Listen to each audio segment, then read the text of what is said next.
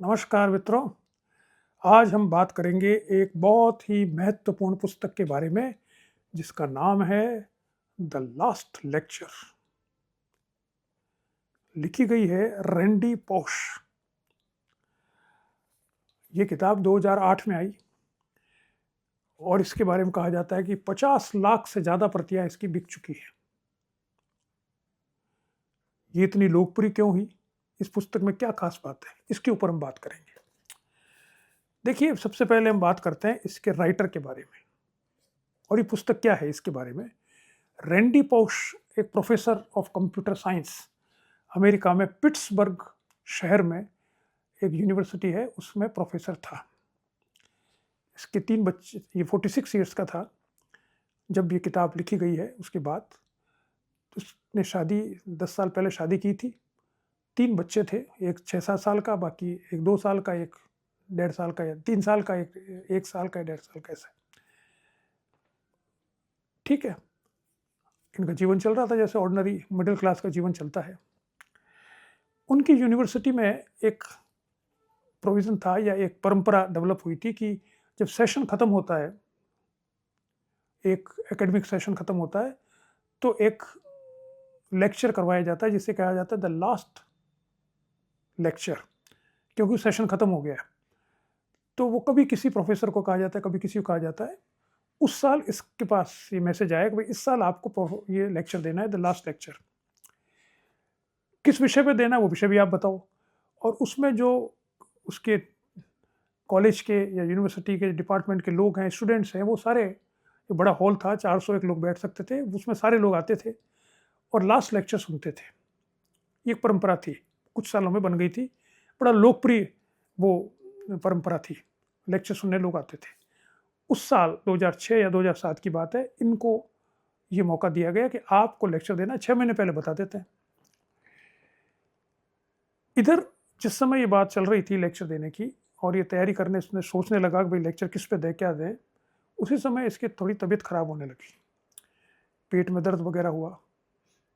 फिर डॉक्टर्स को दिखाया, डॉक्टर्स ने कुछ टेस्ट करे, फिर दिखाया, और 5-10-15 दिन में जो लास्ट टेस्ट हुए उसमें डॉक्टर्स ने कहा भाई आपको पेनक्रियास का कैंसर है, और उसमें 10 स्पॉट्स बता दिए जो आ जाते हैं एक्सरे वगैरह में कि यहाँ पर ये फैल चुका है, और हम लास्ट प्रयास कर रहे हैं कि रेडिएशन से, कीमियोथेरेपी से, और जो भी उस समय अवेलेबल था अमेरिका में, जो कुछ भी, उसकी कोशिश कर रहे हैं। लास्ट जो हमारे पास हथियार है, जो हमारे पास लास्ट इसको, कैंसर को ख़त्म करने का जो भी तरीका हमारे पास है वो कर रहे हैं, जिसके रिजल्ट अभी 2-4 दिन में आपके पास आ जाएंगे, 7 दिन में वो बता देंगे।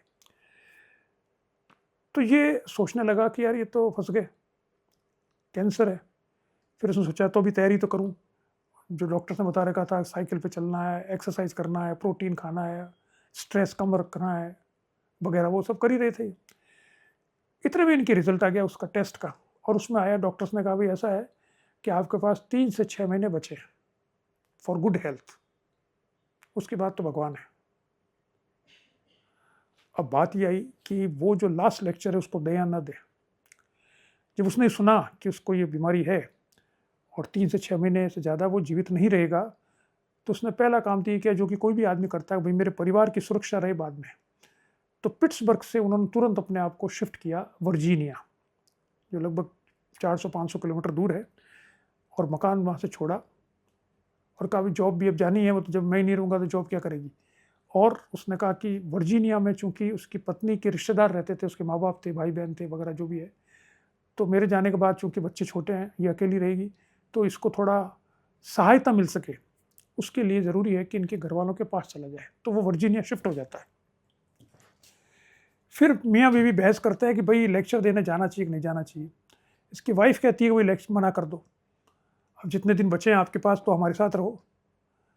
ये कहता है कि हाँ यार तुम सही कह रहे हो, तुम्हारे साथ ही रहना चाहता हूँ मैं, लेकिन मेरी इच्छा है लेक्चर देने की, और मैं लेक्चर इसलिए देना चाहता हूँ क्योंकि मैं लेक्चर कोई और कुछ विषय तो मेरे पास है नहीं, कंप्यूटर साइंस में तो मैं अच्छा लेक्चर देता हूँ, लेकिन कंप्यूटर के बारे में सुनने तो कोई आएगा नहीं, क्योंकि तो जनरल पब्लिक होगी, सारे डिपार्टमेंट्स के लोग होंगे, स्टूडेंट्स होंगे। तो मैं अपने जीवन को साझा करना चाहता हूँ। अब मैं जब जा ही रहा हूँ तो मैं आगे आने वाली पीढ़ी को क्या सीखना चाहिए मुझसे, मेरे जीवन से, उसको मैं शेयर करना चाहता हूँ, विशेष रूप से अपने बच्चों को। क्योंकि मेरे बच्चे अभी इतने छोटे हैं कि एक तो 1.5 साल का है, एक 3 साढ़े 3 साल का है, एक 6-7 साल का है। तो 6-7 साल वाला बच्चा है वो तो थोड़ा बहुत मुझे याद रख लेगा। ये 2 बच्चे बाकी छोटे ही लोग, उनको तो याद ही नहीं रखूँगा मैं, क्या है। तो आज से कुछ सालों बाद जब बच्चे बड़े होंगे तो हर बच्चे की ये एक इच्छा होती है अपने माँ-बाप के बारे में जानने के, तो अपने पिता के बारे में जानना चाहेंगे वो कौन थे, क्या थे। तो मैं ये लेक्चर में उनको संबोधित करके देना चाहता हूँ, वीडियो रिकॉर्डिंग करके, जिससे कि उनको पता रहे कि उनका पिता क्या था। तो उसकी वाइफ ने कहा, भी अगर आप वीडियो रिकॉर्डिंग करके देना चाहते हैं तो घर में ही कर लो, यहीं कर लेते हैं।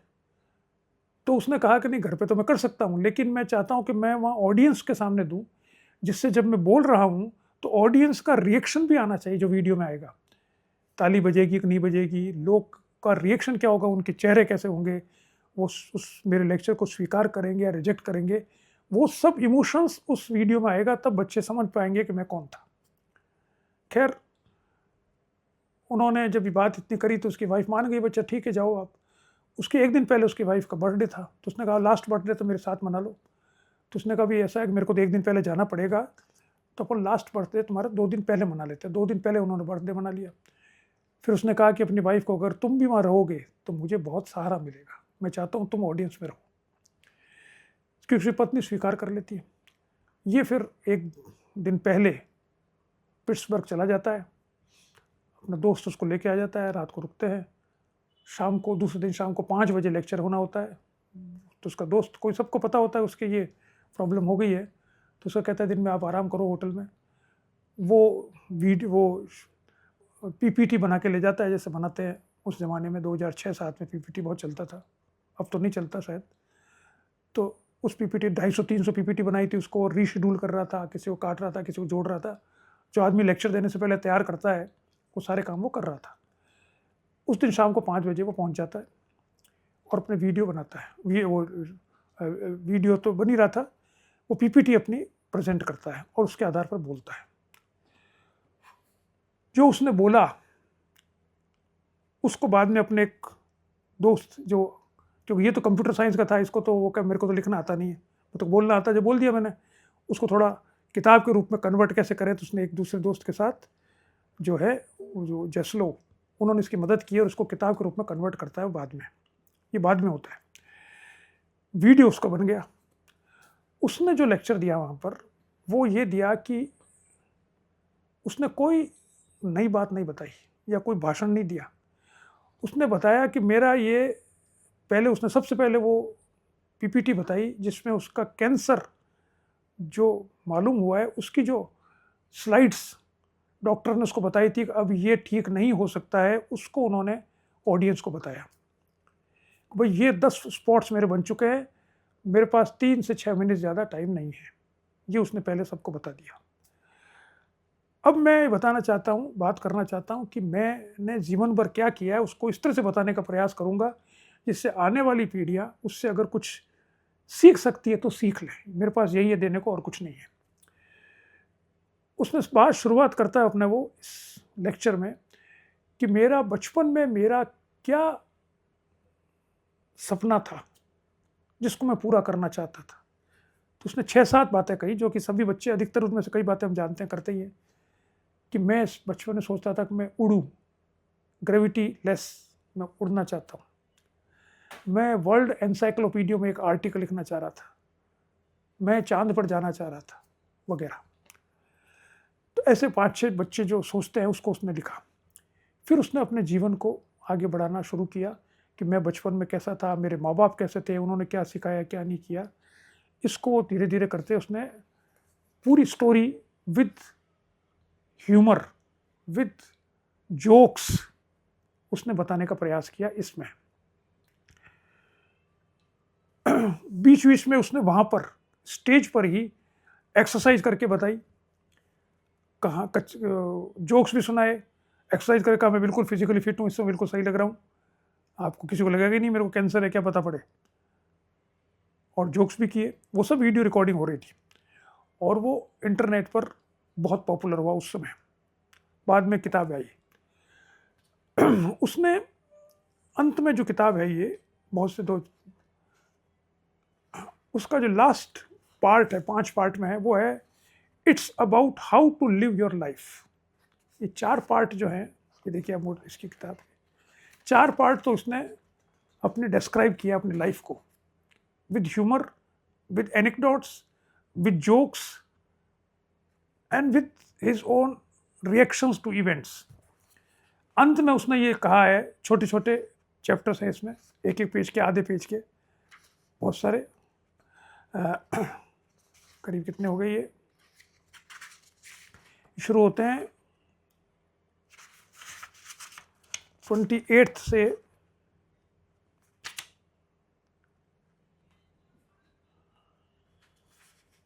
56 तक, कितने, 28।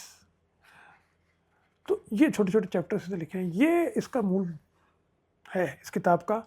उसमें उसने बताया है कि क्या जीवन है, कैसे जिया जाना चाहिए। इसमें बहुत सी बातें हैं जिनके बारे में हम बात घंटों कर सकते हैं। नेवर गिव अप, कभी भी छोड़ो मत, कोई भी काम करने में शर्मिंदा नहीं होना चाहिए,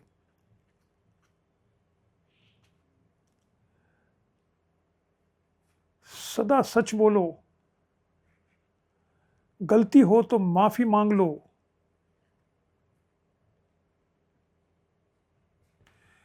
आप वो हो जो आप दुनिया को देते हो, लोगों के प्रति ग्रेटिट्यूड व्यक्त करो,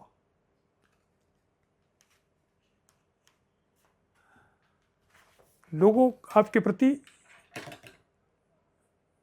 रुचि लें, ऐसा काम करो।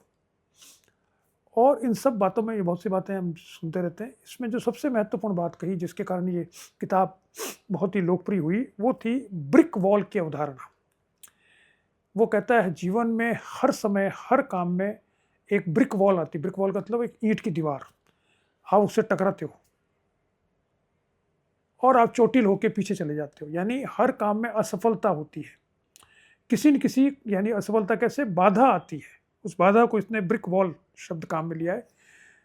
उन बाधाओं से हम घबरा जाते हैं और असफल हो जाते हैं और छोड़ देते हैं, और बाधाएं वो लगती ब्रिक वॉल की तरह कि सर माथा फोड़ेंगे इससे, तब भी वो काम नहीं हो पा रहा है, तो हम कहे छोड़ो इसको यार, क्या करें, हमारे बस का नहीं है।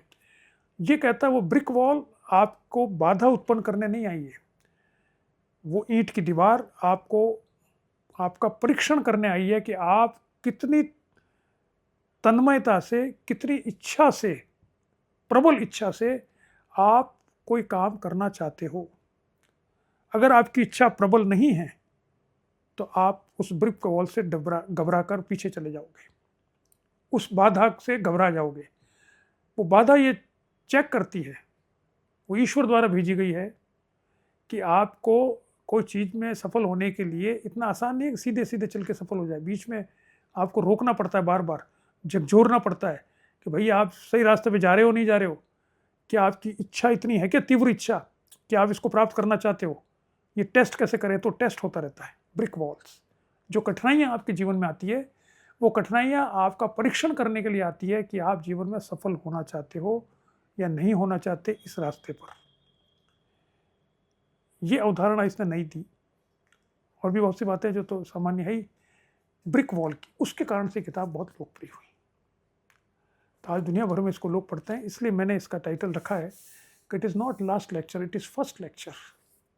किसी भी कार्य को करने से पहले का पहला लेक्चर है कि जीवन कैसे जीना चाहिए।